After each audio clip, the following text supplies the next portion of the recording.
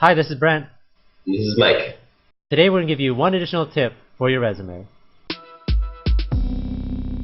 So the tip I wanted to talk about today was having a gap in your resume.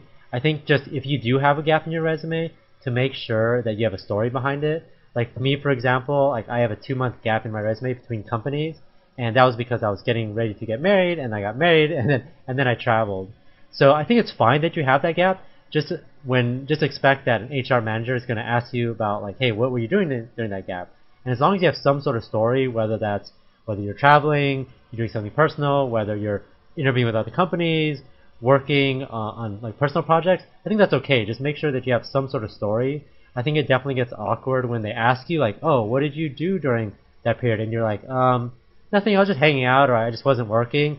I think that just kind of is a red flag of like, hey, maybe this person is okay not working, or they just don't have a full story. I think it's just make sure that's pretty clear going into the interview.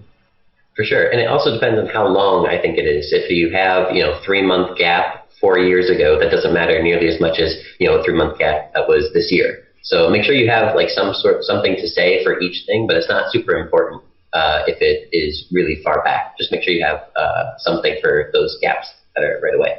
Yeah, and I think it's legitimate to be like, hey, I wasn't working for 6 months because I was changing jobs, changing like maybe the field you're in. Maybe I didn't know exactly what I wanted to do. Maybe you had a move that you moved to a different state, and you're like, I'm just trying to get settled, trying to figure things out.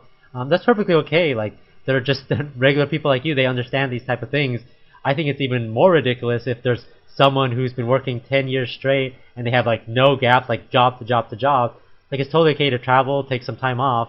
Just make sure that you know what you did during that time.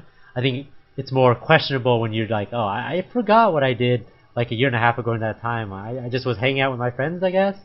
Just make sure you have some sort of story, I think, is the point here.